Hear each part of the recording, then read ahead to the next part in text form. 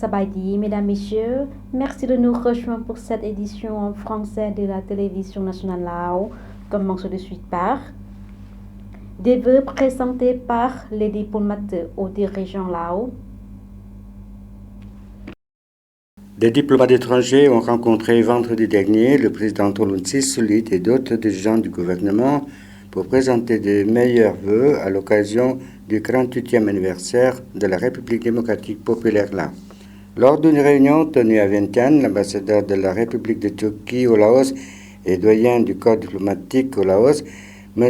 Orhan Isik, a salué les efforts du gouvernement pour développer le pays et utiliser son enclavement pour devenir un lien terrestre dans la région. Malgré les tensions géopolitiques croissantes, l'incertitude de l'économie mondiale, la forte inflation dans le monde et la récente crise économique, le gouvernement du Laos continue avec diligence de mettre en œuvre le 9e plan national de développement socio-économique, a déclaré M. Isik. L'année prochaine marque également la 3e présidence de l'ASEAN que le Laos occupera, ce qui soulignera les efforts historiques et opportuns du gouvernement pour faire passer le Laos d'un pays enclavé à un pays lié à la terre. Le président Thongloun a déclaré que le monde a été confronté à de nombreux défis au cours de l'année écoulée, allant des effets persistants de la pandémie de Covid-19 aux événements météorologiques extrêmes, en passant par la crise énergétique et des problèmes économiques et financiers de grande envergure. Ces dilemmes sont devenus des obstacles majeurs affectant chaque pays directement et indirectement. De même, le Laos, un petit pays doté d'une économie modeste et quelque peu fragile, n'a pas été à l'abri de ces phénomènes mondiaux, a-t-il déclaré. Dans ce contexte, notre parti et notre gouvernement ont consacré d'immenses efforts pour gouverner le pays en prenant des mesures nécessaires et en exploitant le potentiel du pays, soutenu par le soutien et l'assistance des pays amis et des organisations internationales. Dans l'ensemble, le Laos a surmonté ces obstacles et défis dans une large mesure. Le président a déclaré que le 9e plan quinquennal avait été mis en œuvre efficacement et avait progressé sur plusieurs fronts. Le plan a joué un rôle déterminant dans le maintien d'une stabilité politique solide, de l'ordre social et dans la promotion d'une croissance économique durable. Ces réalisations ont jeté les bases permettant au Laos de sortir du statut des pays les moins avancés en 2026.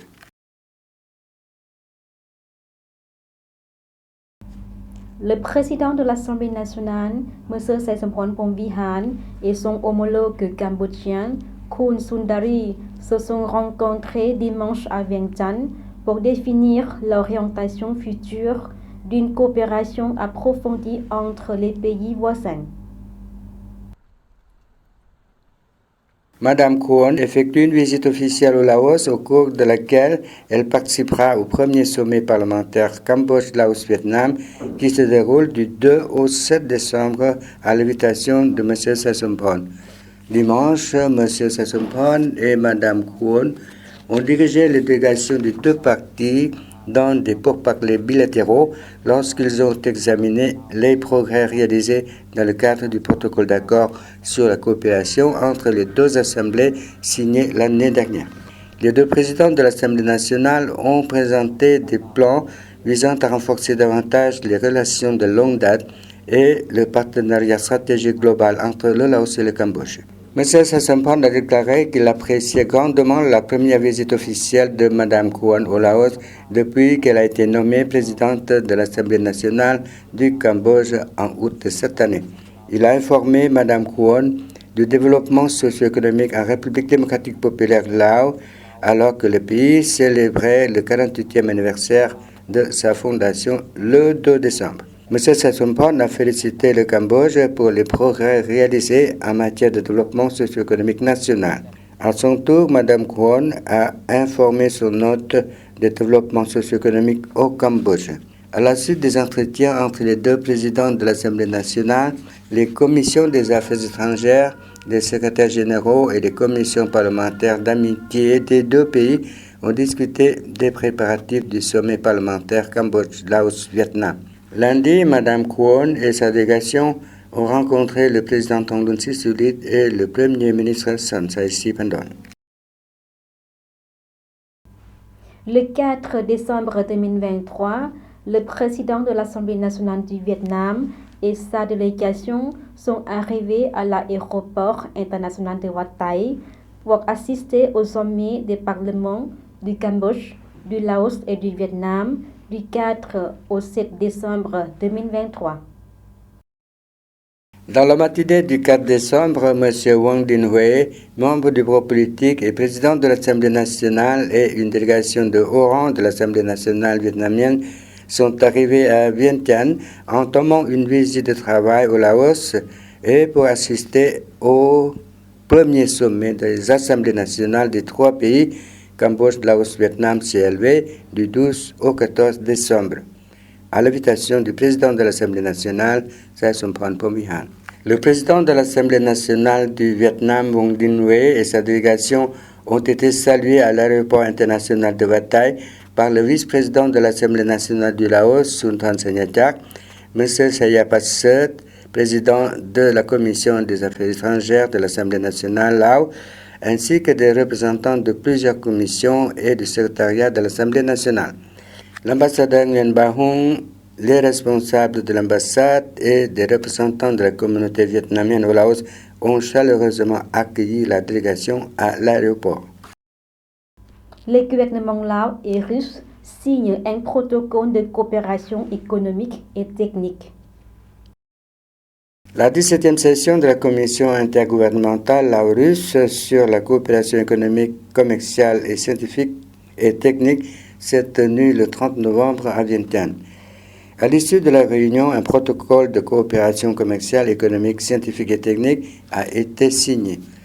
Le document identifie de nouveaux domaines prometteurs de coopération bilatérale dans les domaines du commerce, de la banque et de la finance, de l'industrie, des transports, de l'énergie, de la santé et autres. La délégation russe était conduite par le ministre de la Construction, du Logement et des Services publics de la Fédération de Russie, Irek Fesulin.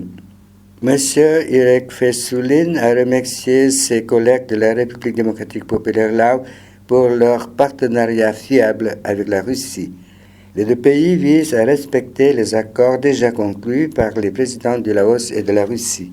Des réunions bilatérales ont eu lieu entre le chef du ministère russe de la Construction, du Logement et des Services publics de la Fédération de Russie et le ministre des Travaux publics et des Transports, M. Ngampasong Muangmani, ainsi qu'avec le vice-premier ministre et ministre des Affaires étrangères, Serumsai Komatsit.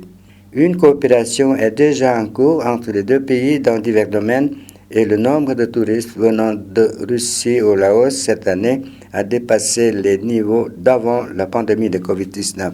Des quotas sont régulièrement prévus pour la formation des étudiants laos de premier cycle et de cycle supérieur dans les universités russes et des efforts sont en cours pour accroître le chiffre d'affaires commercial. Les deux pays souhaitent lancer des communications ferroviaires, rechercher de nouveaux partenariats commerciaux et économiques et reconstruire les chaînes logistiques. Il est prévu d'augmenter le nombre de projets d'investissement communs dans les domaines de l'hydroélectricité, de l'énergie nucléaire pacifique et de la fourniture d'équipements médicaux. Le Laos et la Chine soutiennent un projet de réduction des émissions de gaz à effet de serre. Le gouvernement travaillera avec une entreprise chinoise pour étudier la faisabilité d'un projet visant à réduire les émissions de gaz à effet de serre dues à la déforestation. Si l'étude de faisabilité donne les résultats espérés et que le projet proposé se réalise, il générera des revenus issus de la conservation et de la gestion des forêts qui bénéficieront au pays dans son ensemble et aux populations vivant dans les zones où le projet est mis en œuvre. S'il est approuvé, le projet soutiendra les obligations du Laos au titre de la Convention internationale sur le changement climatique et créera des opportunités pour les populations de participer à la gestion des ressources forestières ainsi qu'améliorera la vie et les moyens de subsistance des populations dans les zones cibles du projet. Un protocole d'accord sur une étude de faisabilité visant à lancer l'initiative dans le cadre du projet de réduction des émissions liées à la déforestation et à la dégradation des forêts a été signé à Vientiane la semaine dernière avec le directeur général du département des forêts du ministère de l'Agriculture et des Forêts, M. Susa Sayakuman, et un représentant de l'entreprise chinoise. L'accord ouvre la voie au gouvernement et à l'entreprise pour accéder à des sources de capitaux durables pour la gestion et la protection des ressources forestières et pour travailler ensemble en vue de développer la technologie du carbone et accéder au marché de crédit de carbone forestier durable.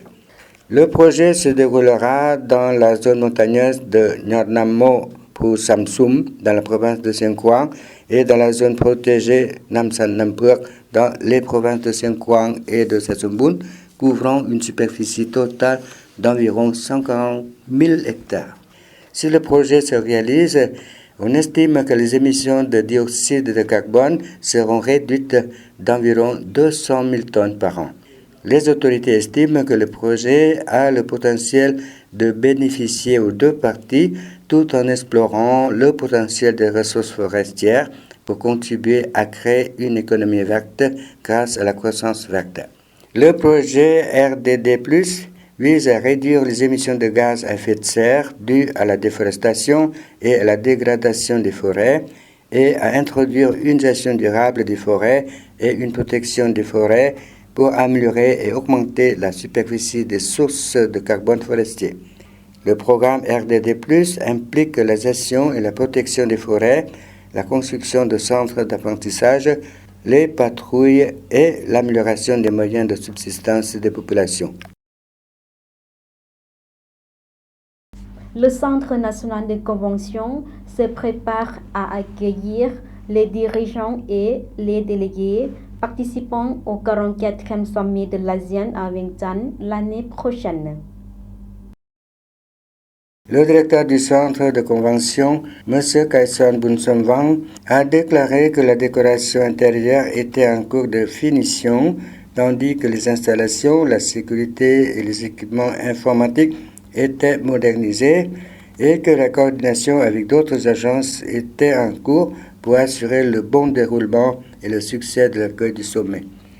Il y aura un parking à l'arrière du bâtiment avec des structures supplémentaires à la sortie sud pour faciliter le travail du personnel de sécurité, a-t-il précisé. Le personnel du centre se coordonne avec le ministère de la Sécurité publique pour organiser la présence de gardes 24 heures sur 24 afin d'assurer la sécurité des invités. M. Kaison a déclaré que le personnel est assisté par 3 experts chinois qui contribuent à la fourniture d'équipements informatiques tels que des caméras de sécurité, des systèmes haute puissance, des systèmes de microphone et audio, des systèmes de refroidissement, des systèmes Internet et Wi-Fi. Cet équipement sera bientôt installé. Le Laos assurera la présidence de l'ASEAN pour la 3e fois à compter du 1er janvier 2024 avec une présidence passée sous le thème ASEAN, renforcer la connectivité et la résilience au milieu des défis auxquels le monde et la région de l'ASEAN sont confrontés. Le Centre national de convention comprend 3 bâtiments pouvant accueillir des événements tels que des séminaires, des cérémonies, des spectacles et des réunions. Il s'étend sur un terrain de 7 hectares, tandis que les bâtiments eux-mêmes couvrent une superficie de 20 109 mètres carrés. Le coût de la construction était d'environ 80 millions de dollars américains. Le centre a été utilisé pour plus de 500 réunions larges et internationales, les plus importantes étant les 10e et 11e congrès du parti, les 28e et 29e sommets de l'ASEAN et d'autres conférences internationales et régionales. Depuis que le Laos est devenu membre de l'ASEAN en 1997, le pays a présidé l'ASEAN à 2 reprises et a représenté les membres de l'ASEAN dans les activités de coopération régionale et internationale. Voilà, c'est la fin de cette édition. Toute l'équipe vous remercie pour votre fidélité. Pour voir ou revoir nos reportages, rendez-vous sur la page internet du channel français de la télévision nationale Lao. Au revoir.